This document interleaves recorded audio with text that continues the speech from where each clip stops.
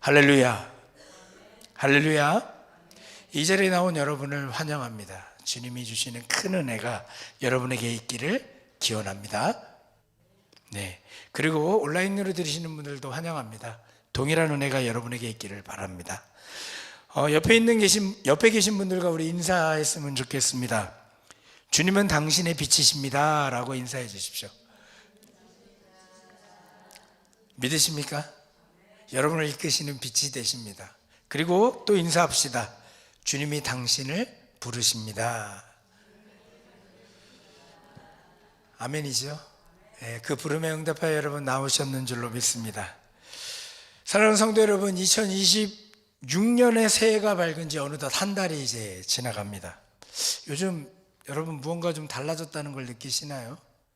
모르겠어요. 요즘에 비가 안 와서 그런지 날이 좋아서 그런가 이렇게 출근하거나 퇴근할 때 보면 날이 좀 더 길어졌다라는 걸 느끼게 됩니다. 이제 동지가 지나고 서서히 조금씩 해가 길어지면서 정말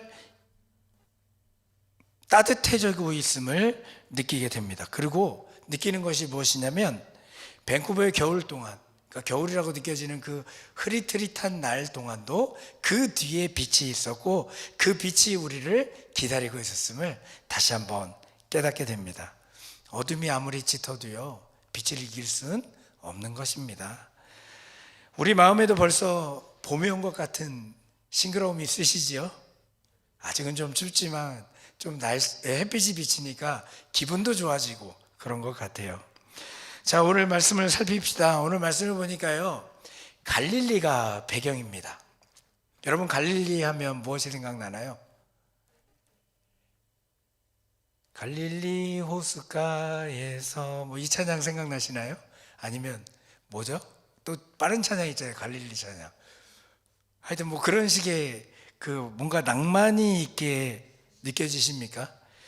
푸른 호수 그리고 평화로운 풍경이 생각나시나요?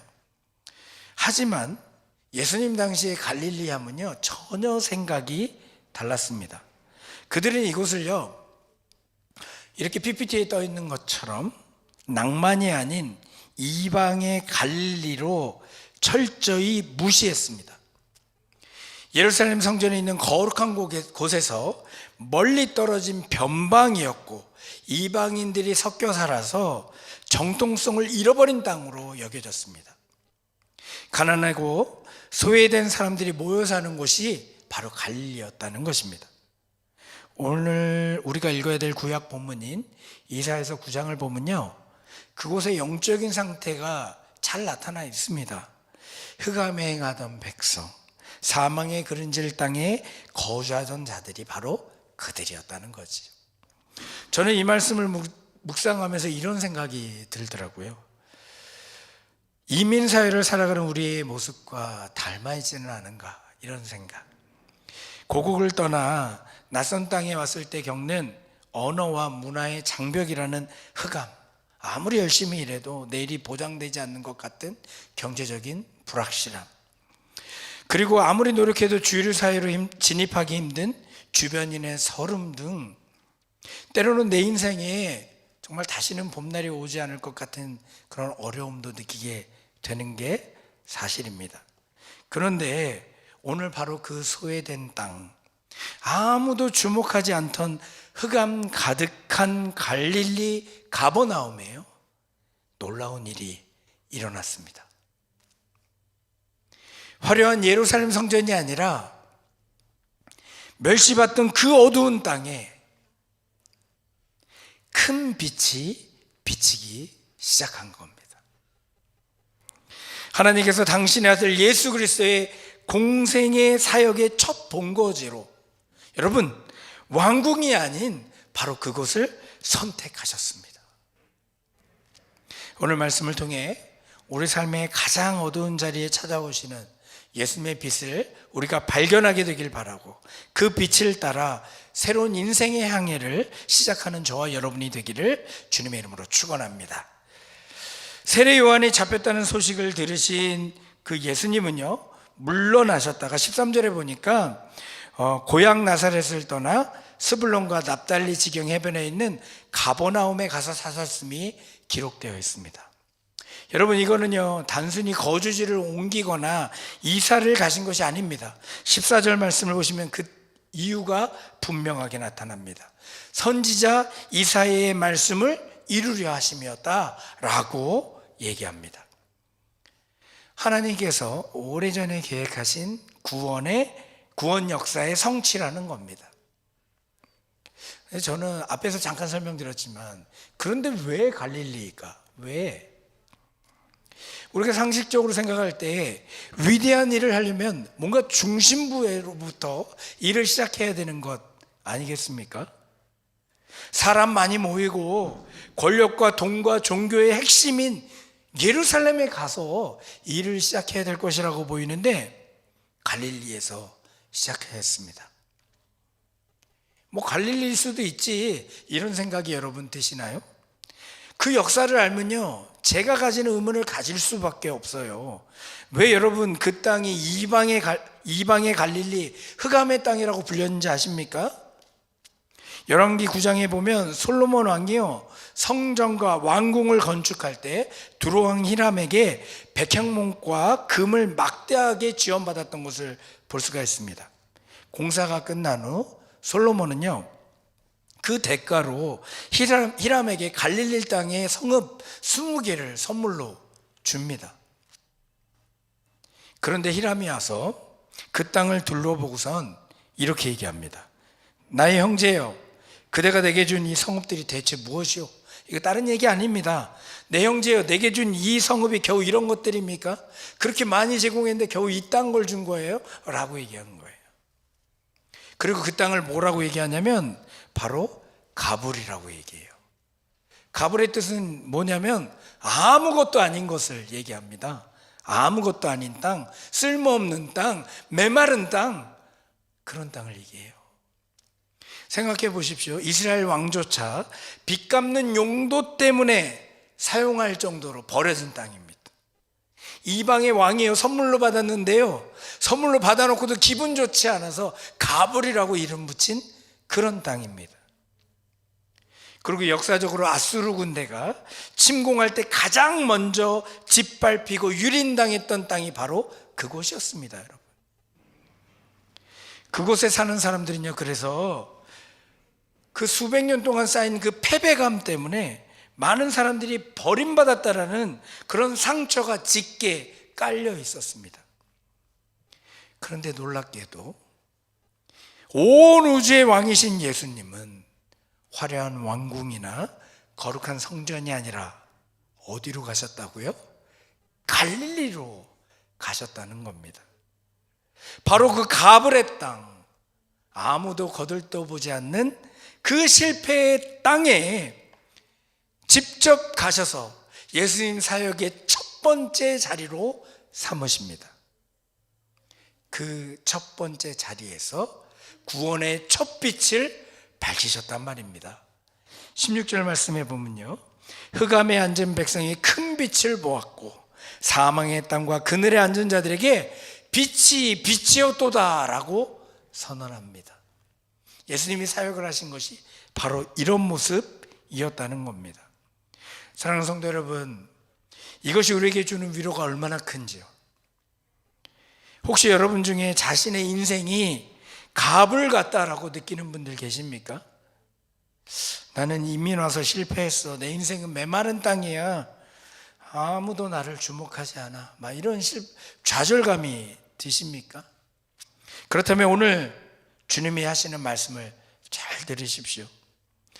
하나님은 우리가 성공했을 때, 우리가 화려할 때 찾아오시는 분이 아닙니다. 여러분, 세상이 우리를 쓸모없다라고 평가하고 스스로 나는 끝났다라고 느끼는 그 갑을 같은 시간, 그 실패의 자리에 주님은 가장 먼저 찾아오시는 분임을 여러분 잊지 않게 되기를 바랍니다.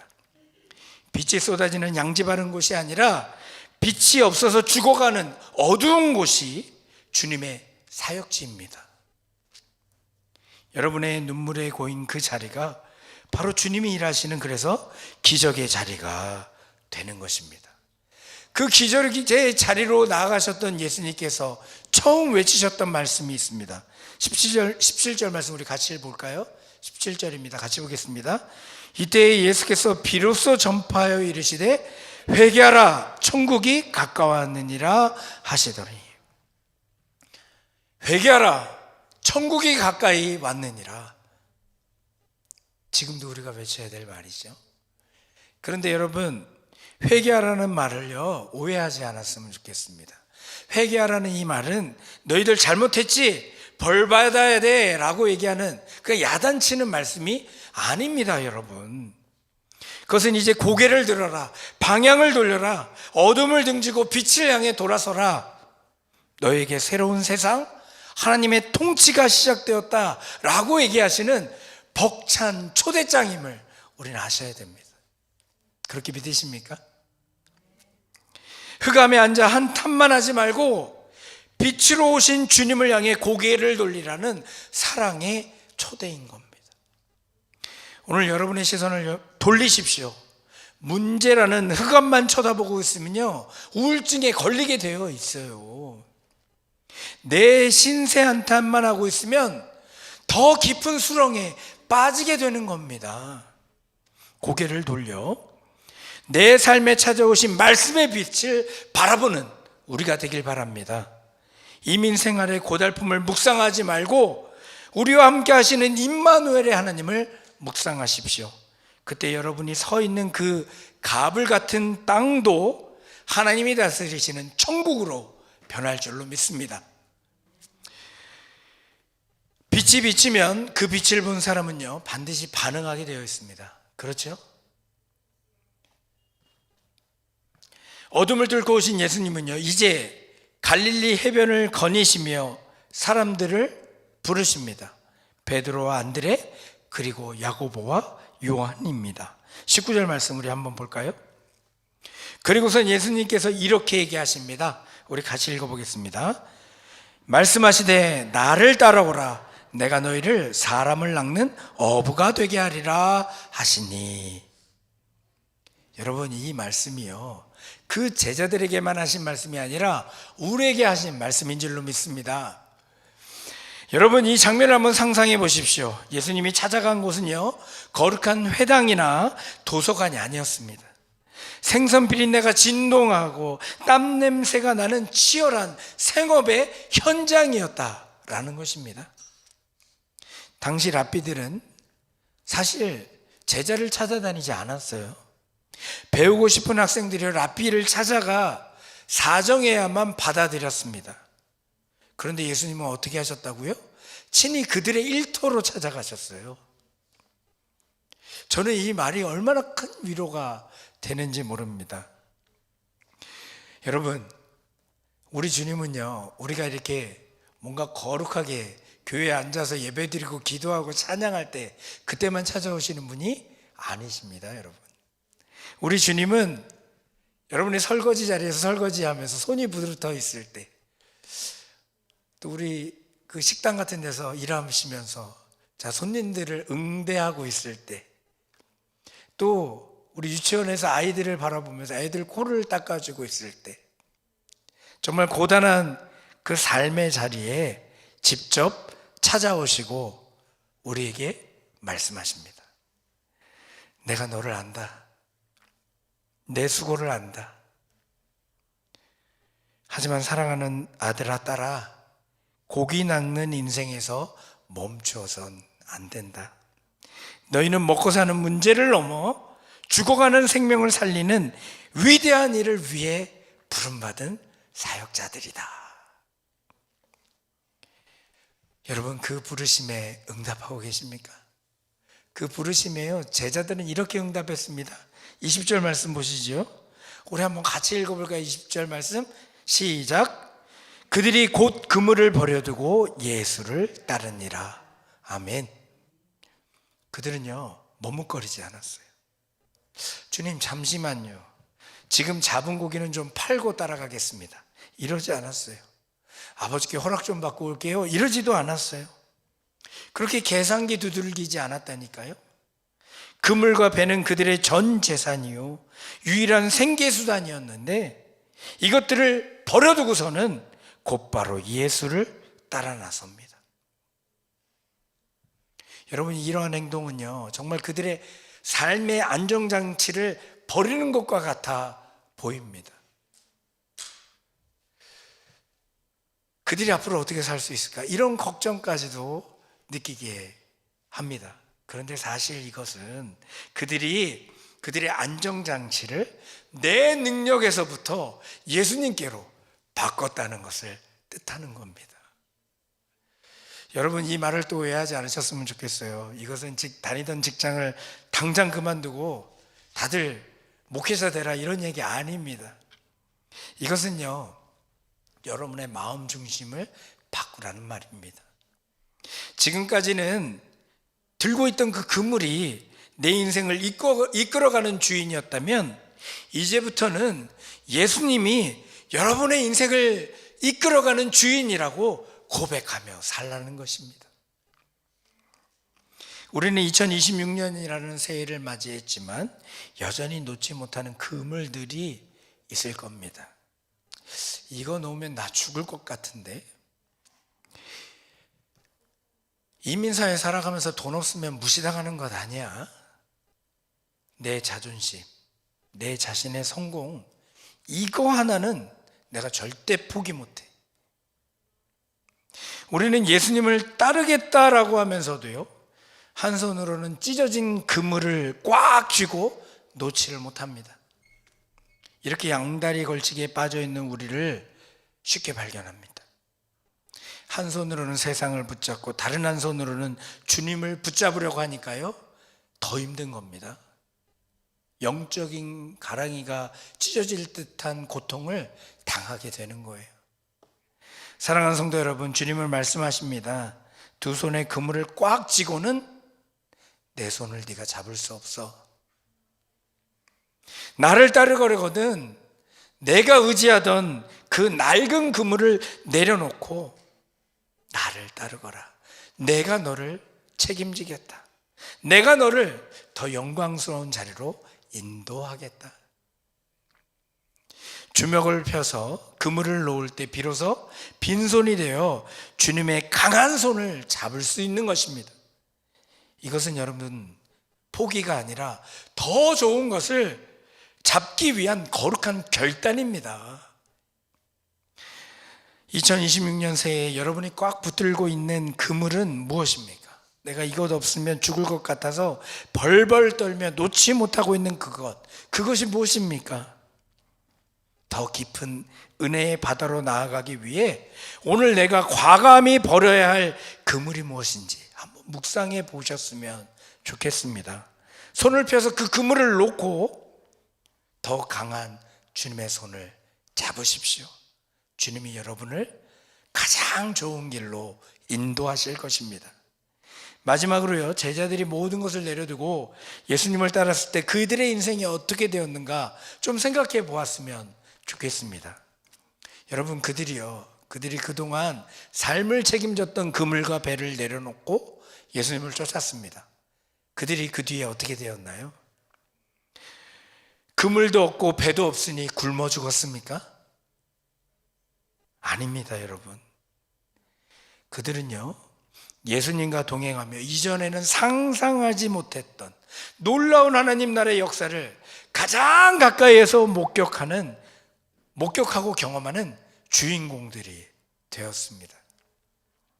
오늘 본문의 마지막 23절은요, 그들이 목격한 예수님의 사역을 이렇게 얘기합니다. 23절 말씀 우리 같이 읽어볼까요?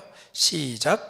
예수께서 온 갈릴리에 두루 다니사 그들의 회당에서 가르치시며 천국 복음을 전파하시며 백성 중에 모든 병과 모든 약한 것을 고치시니. 여기 보니까 예수님이 하셨던 사역 세 가지가 요약되어 나타나 있습니다. 가불의 땅이라 불렸던 그 자리에서 일어났던 기적을 3대 사역으로 우리에게 소개하고 있습니다. 바로 예수님께서 온 갈릴리에 두루 다니사 그들의 회당에서 가르치셨고 천국 복음을 전파하셨고 백성 중에 모든 병과 모든 약한 것을 고치는 역사를 이뤄내신 겁니다. 예수님의 이 3대 사역은요, 흑암에 앉아있던 갈릴리 땅을 완전히 뒤바꿔 놓았습니다. 가불의 땅이 기적의 땅이 되어버린 것이죠. 진리를 몰라 방황하는 자들에게 하나님의 말씀을 가르치심으로 영적인 무지를 깨뜨리셨습니다.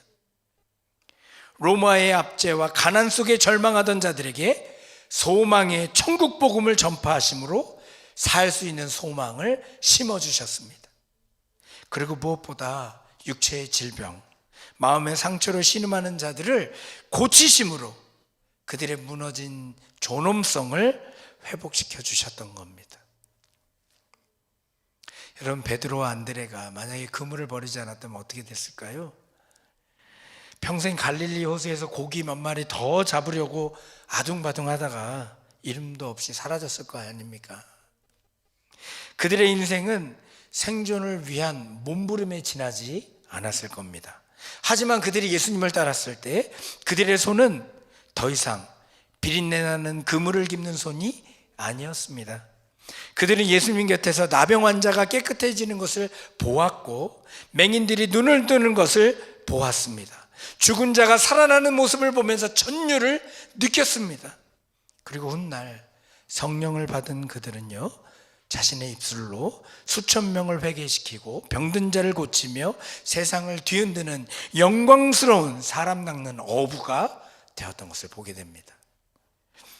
그들의 인생이 어쩌면 가불이었다가 이제는 가장 찬란하게 빛나는 보석이 된 것이죠. 사랑하는 성도 여러분, 이것이 바로 우리 이민교회가 그리고 밴쿠버 갈보리 교회가 감당해야 될 사명인 줄로 믿습니다.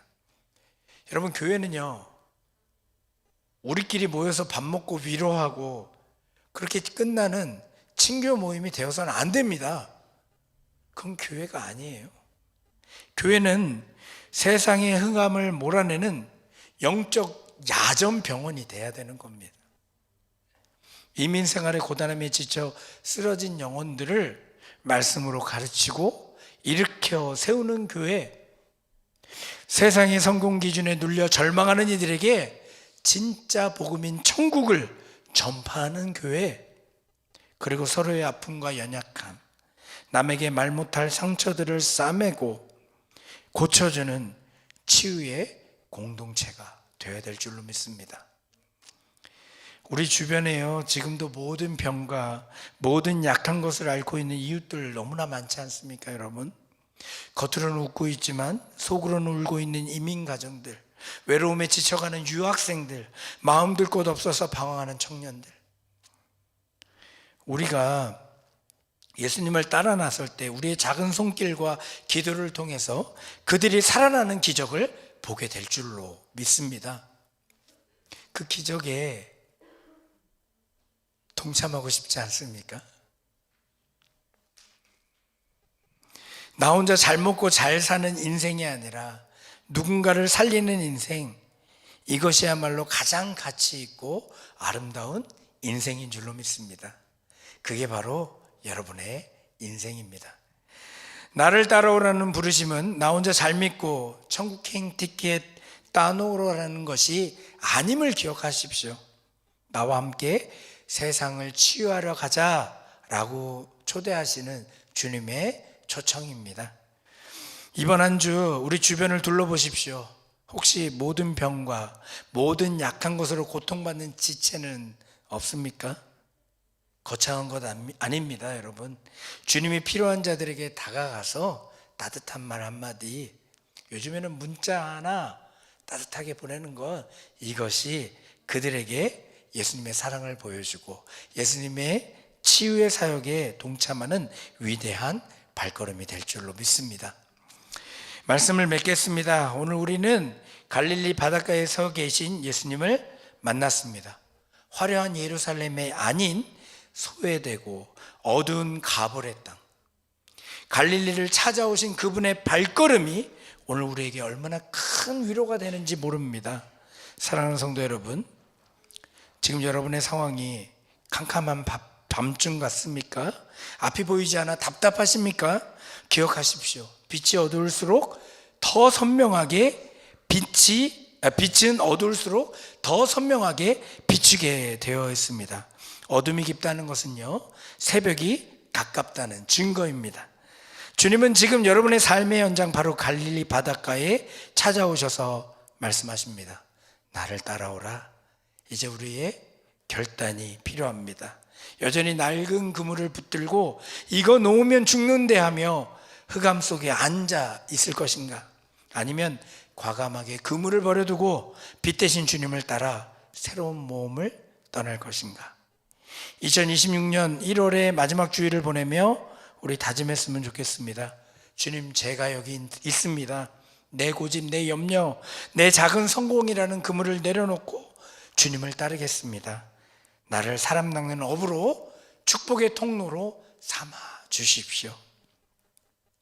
이 거룩한 결단과 함께 자리에서 일어서는 여러분의 발걸음 위에 흑암을 몰아내는 참빛의 영광이, 그리고 모든 약한 것을 고치시는 치유의 능력이 충만하기를 주님의 이름으로 축원합니다.